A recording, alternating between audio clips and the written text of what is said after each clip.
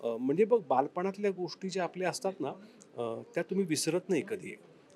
त्या तुमच्या life long राहतात आणि म्हणजे अ, अ, एक कोणीतरी म्हटलेलं आहे, की तुम्ही जे लहानपणात अनुभवलेलं असतं, तेच जग असतं. बाकी नंतर पुढे सगळं आपण त्या स्मृती असतात.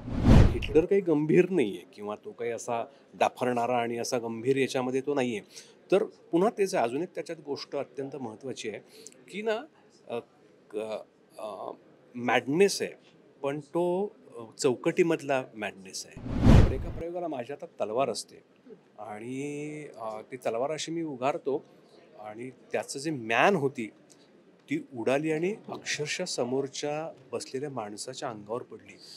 नमस्कार, मी रसिका शिंदे. मुंबई तरुण भारतमध्ये तुमचं स्वागत. मुक्काम पोस्ट बोंबिलवाडी या नाटकाचं रूपांतर आता चित्रपटामध्ये होते आहे आणि त्या नाटकामध्ये जे 2 कलाकार होते ते चित्रपटातही आहेत. तर असे अभिनेते वैभव मांगले आणि गीता कुलकर्णी मॅम आहेत. तर खूप खूप स्वागत तुमचं मुंबई तरुण भारतमध्ये. नाटकातही होतात आणि चित्रपटातही आहात. तर मुळात नाटकाच्या जेव्हा पहिला कॅमेरा रोल झाला, नाटकाच्या त्या आठवणी किंवा ते फटकन डोळ्यासमोर काय आलेलं? डोळ्यासमोर माझं पहिलं व्यावसायिक नाटक मुंबईतलं. नाटक म्हणूनही पहिलं नाटक, व्यावसायिक नाटक म्हणूनही पहिलं नाटक, गीतूचं माझ्या मते पण पहिलं नाटक व्यावसायिक. त्यावेळेस त्या काळात सगळ्यांचंच परेशचंही पहिलं व्यावसायिक नाटक होतं. संतोष काणेकर निर्माते होते, त्यांचंही पहिलं नाटक होतं. सो पहिल्या नाटकाची म्हणून जी एक स्मृती असते, जी आठवण असते, ती आजही ठळक आहे. म्हणजे आज गीतू आणि आम्ही जेव्हा भेटलो, तेव्हा तो तालमीचा काळ, ते प्रयोग आणि त्यातल्या गमती-जमती, त्यातले तणाव, या सगळ्या गोष्टी म्हणजे बघ बालपणातल्या गोष्टी ज्या आपल्या असतात ना त्या तुम्ही विसरत नाही कधी. त्या तुमच्या लाईफ लाँग राहतात आणि म्हणजे अ, अ, एक कोणीतरी म्हटलेलं आहे, की तुम्ही जे लहानपणात अनुभवलेलं असतं, तेच जग असतं. बाकी नंतर पुढे सगळं आपण त्या स्मृती असतात. सगळं तेव्हाच अनुभवलेलं असतं, नंतरच्या फक्त स्मृती असतात. तर तसं ह्या नाटकाच्या संदर्भात आमचं आहे, की ते ना छापलं गेलेलं आहे. त्यातलं सगळं काम, त्यातलं जे काही आम्हाला मिळालेले अनुभव, प्रसिद्धी, सगळ्यांनाच त्या अर्थाने. म्हणून आजही आम्ही आम्हाला तोच काळ आठवतो. जसं बालपणाचं होतं आपलं, तसं या नाटकाच्या संदर्भातल्या आमच्या आठवणी आहेत म्हण किंवा ते अनुभव सगळे आहेत. आणि जेव्हा परेश चा फोन आला की आपण ते पुन्हा करतो आहोत ना सिनेमा, तर आम्ही थोडासा अचंबा झाला आहे अशा अर्थाने, की नाटकाचा सिनेमा कसा होणार? कळलं तुला? तर मग आम्ही थोडा काय म्हणतो आपण त्याला, अचंबा होता. आम्हाला काही अरे कसं असं कसं असा भाग नव्हता त्याच्यामध्ये.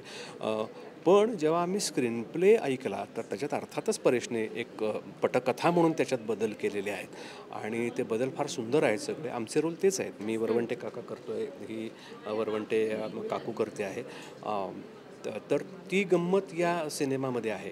पण तुला या निमित्ताने पुन्हा तेच सांगतो मी, की परेशचा ह्युमर फार वेगळा आहे. तुम्ही त्याचं वाटाण्याची उसळ आणि संगीत डेबूच्या मुली त्यात ही काम करायची ते नाटक, किंवा आम्ही लग्न कल्लोळ नंतर केलं होतं ते.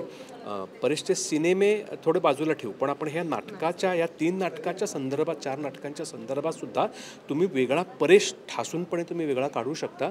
कारण त्यातला ह्युमर हा त्याचा आहे. त्यातला विनोद जो आहे, जो तिरकस आहे, जो उपहासात्मक आहे आणि जो त्या अर्थाने ग्लोबलही आहे. हां, तर तो तसा विनोद फार कमी आहे, रेअर आहे मराठीमध्ये. आणि त्याच्यासाठी हा सिनेमा जेव्हा मराठीत येतो, त्या ह्युमरला पकडून, तर असा ह्युमर सिनेमामध्ये अनुभवलेलाच नाही आहे, मला तर वाटतं प्रेक्षकांनी. मला कोणी करेक्ट करू शकतं की नाही या पद्धतीचा आला होता, पण असा या आत्ताच्या घडीला हा ह्युमर नवीन आहे. अलीकडच्या 10-12 वर्षात तर हां, तर नाहीच. नाहीच नाही. तर माझ्यासाठी मला त्याचं फार अप्रूप आहे, की या पद्धतीचा सिनेमा बोंबिलवाडी, जे ठाशीव यश म्हणतो ज्याला, ज्या नाटकाचं आहे, आणि त्याच्या पार्श्वभूमीवर हा सिनेमा जेव्हा येतो, तेव्हा त्याचं एक अप्रूप नट म्हणून मला आहे. आणि ऑफकोर्स जेव्हा प्रेक्षक पाहतील हा सिनेमा, तेव्हा त्यांना हा नक्कीच वेगळा अनुभव आणि आनंद देणारा सिनेमा असणार आहे. बरं मॅम, तुम्ही काय सांगाल? परेश सरांसोबत यापूर्वी पण काम केलं आणि आता चित्रपटात देखील काम करताय. ती भूमिका आहे, पण तरी देखील नाटकात ती केलेली आणि चित्रपटामध्ये जी तुम्ही आता साकारताय, जी प्रोसेस सुरू आहे, तर काही गोष्टी ह्या बदलाव्या लागल्या असतील, तर त्या कशा बदलल्या आणि एवढ्या वर्षांनी पुन्हा ती भूमिका साकारताना गीतांजली म्हणून तुम्ही किती बदललात? मी तर खूपच बदलले आहे. खूपच म्हणजे मी जेव्हा सुरुवात केली होती परेशसोबत काम करायला, मी अजिबात नाकारणार नाही की Paresh has been a mentor in my life. त्यामुळे त्यांनी मला, मी नॅशनल स्कूल ऑफ ड्रामामधनं शिकून जरी आले असेल तरी मला खूप अनुभव कमी होता. त्यामुळे परेशने त्याच्यासोबत काम करताना मला खूप शिकवलं आणि त्याच्यामुळे मला एक क्लॅरिटी आली ॲज अन ॲक्टर. त्यामुळे त्याचं माझ्या जीवनातलं स्थान खूप महत्त्वाचं आहे. आणि मी परेशच्या नंतर फार नाटकंही केली नाहीत व्यावसायिक रंगभूमीवर. कारण काय, अर्थात माझ्याकडे ते प्रिव्हिलेज होतं म्हणूनही, पण मला त्यासारखं कोणी सापडलंच नाही असं मला वाटलं, ज्याचे मी एवढे प्रयोग करू शकेन. म्हणजे काय, व्यावसायिक नाटक ही खूप मोठी कमिटमेंट असते. त्यामुळे परेशसाठी परत हा सिनेमा जेव्हा त्यांनी करायचं ठरवलं आणि विचारलं मला, तेव्हा मला I wanted to revisit those moments. कारण काय, ती करिअरची सुरुवात होती तेव्हा मी तो रोल कसा केला होता किंवा तेव्हा त्या नाटकाकडे कसं बघितलं होतं आणि आता अनुभव घेतल्यानंतर तो रोल मी कसा पाहीन आणि कसा करीन ह्याबद्दल मलाच क्युरिओसिटी होती. आणि माझं खूप जवळचं नाटक आहे आणि त्यातली पात्र, आणि मला असं वाटतं जोपर्यंत माझं इमोशनल कनेक्ट एखाद्या गोष्टीशी नसेल ना, तोपर्यंत मी ती गोष्ट करत नाही. आणि मला वाटतं की तो निखळपणा आहे ना, जो परेशमध्येही आहे आणि त्याच्या कलाकृतीमध्येही आहे, तो मला फार भावतो आणि तो परत अनुभवायला मिळतो आहे. तर मला ती संधी अजिबात सोडायची नव्हती. आणि मला असं वाटतं आत्ताच्या काळात जसं वैभव म्हणाला की फार महत्त्वाचं आहे असं काहीतरी निखळ मनोरंजन लोकांना देणं. मला अशी इच्छा आहे, माझी अशी इच्छा आहे आणि माझी अशी अपेक्षा आहे की तो विनोद लोकांपर्यंत पोचेल आणि लोक त्याचा आनंद घेऊ शकतील. ते अर्थात आपण आत्ता सांगू शकत नाही, पण माझी अशी फार इच्छा आहे की तो आनंद आणि ती जी काय म्हणतात निखळपणा जो आहे तो लोकांपर्यंत पोचावा आणि त्यांनी त्याचा आस्वाद घ्यावा. बरं, जेव्हा पहिल्यांदा कळलं की प्रशांत दामले याच्यामध्ये हिटलर करतायत, दोघांची पहिली प्रतिक्रिया किंवा रिॲक्शन काय होती? काय असंच होतं की दामले काय, एकतर ते तुम्हाला माहिती आहे की ते इतकी वर्ष काम करत आहेत आणि ते सातत्यानं विनोदी भूमिकांमध्ये कार्यरत आहेत किंवा त्यांची नाटकं सगळी त्या पद्धतीची नाटकं असतात. गंमत अशी आहे ना की तो जो रोल आहे त्या रोलला खट्याळपणाच अपेक्षित आहे. हिटलर काही गंभीर नाही आहे किंवा तो काही असा डाफरणारा आणि असा गंभीर याच्यामध्ये तो नाही आहे. तर पुन्हा तेच आहे, अजून एक त्याच्यात गोष्ट अत्यंत महत्त्वाची आहे की ना, मॅडनेस आहे पण तो चौकटीमधला मॅडनेस आहे. म्हणजे काहीतरी करायचं आहे म्हणून करायच्या याच्यामध्ये नाही आहे तो.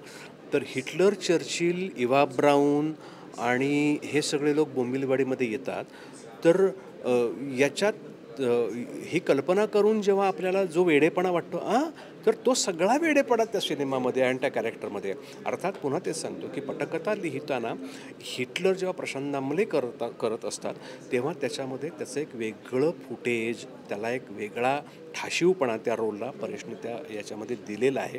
आणि दामले तर माहिती आहेत की त्यांच्या खट्याळपणासाठी आणि त्यांच्या स्टाईलसाठी आणि त्यांच्या विनोदासाठी ते प्रसिद्ध आहेत.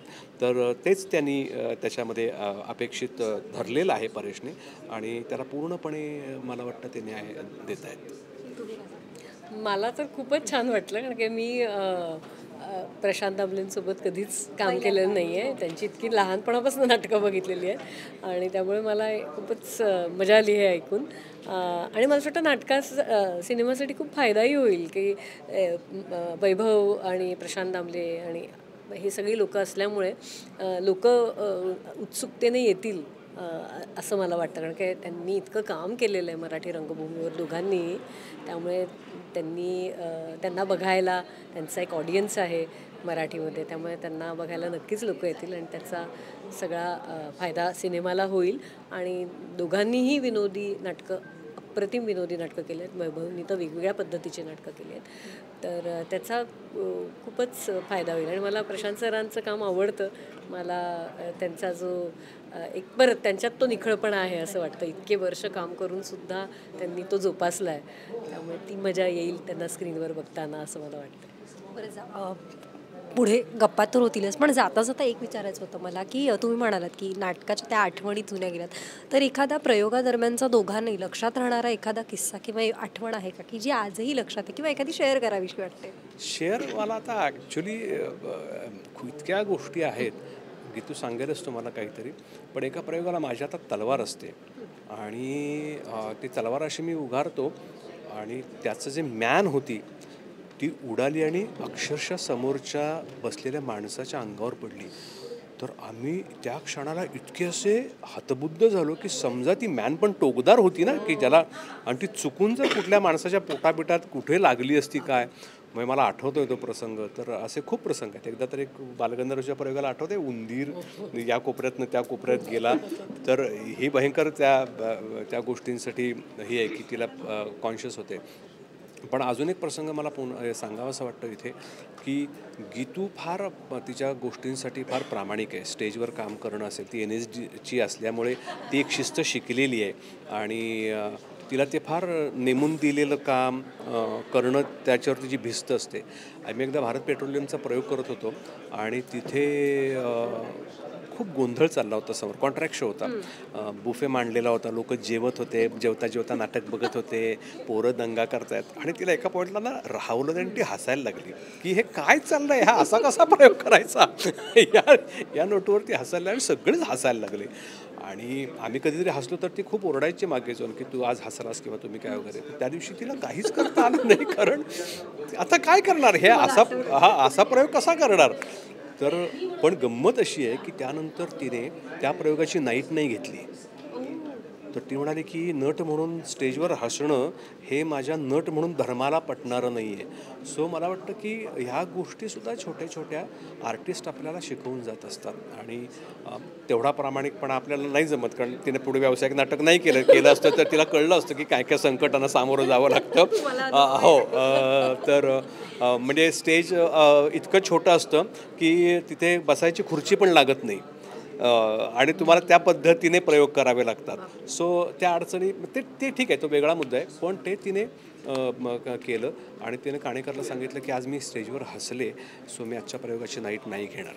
तो हा मला अगदी फार ठळक आठवणार तिच्या बाबतीतला प्रसंग आहे.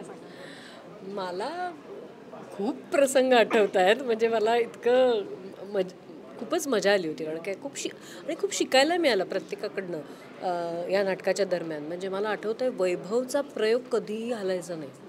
वैभव सुरुवातीपासून एक त्यांनी म्हणजे जे काय म्हणतात, सगळेजण इकडे तिकडे जाऊन यायचे, पण वैभव वॉज फ्रॉम द बिगिनिंग ना, त्याचं एक जो त्यांनी एक ठरवलेलं होतं ते त्या लेवलला तर करायचाच, आणि त्याच्या खाली तो कधी आला नाही. मला असं वाटतं की माझं खूप असं वर खाली व्हायचं, हे मी त्याच्याकडं. ऋषिकेश जोशी खूप छान काम करायचं. तर ह्या सगळ्या आठवणी मी कधीच विसरणार नाही. पण एक आठवण मला आठवते, आम्ही 3-3 प्रयोग करायचो दिवसाला. हो, आणि ना खूप सवय नव्हती ना, असं नाटक करण्याची सवय नव्हती. तर एकदा माझा आवाजच गेला आणि मी इंजेक्शन वगैरे घेऊन मग प्रयोग केले. आणि त्याच्यानंतर मी ठरवलं की इतर जे आम्ही गप्पा मारतो ना, ते गप्पा मारायच्याच नाहीत. प्रयोग झाला की बसमधनं आम्ही प्रवास करायचो की वरच्या त्या बर्थवरती जाऊन झोपायचं, कारण मी जागी राहिलं तर मी बडबडणार. त्यामुळे मी अशी सवय लावून घेतली स्वतःला. त्यामुळे आता मला कुठेही झोप येते कधी. तर असे काय एक तो प्रयोग, कारण की पूर्ण आवाज बसलेला असताना मी तो प्रयोग केला. तर त्यामुळे पण त्याच्यामुळे मग मी स्वतःला ट्रेन केलं की असं अशोक रानड्यांकडनं मी जाऊन ट्रेनिंग घेतलं की असं जेव्हा स्ट्रेन्युअस तुम्ही काम करता तेव्हा नटाने काय केलं पाहिजे, कसा आवाज जोपासला पाहिजे. मग ते शिकायला मिळालं. त्यामुळे अशा खूप आठवणी खूप शिकायला मिळालं मला असं वाटतं. छान वाटलं खरं तर आज गप्पा मारून. आणि चित्रपट येईल, नवीन वर्षाची आम्हाला भेट देत आहे तुम्ही, त्यासाठी थँक्यू. आणि पुढच्या सगळ्या प्रवासासाठी खूप खूप शुभेच्छा तुम्हाला. Thank you so much. थँक्यू. आपलं नाव? रसिका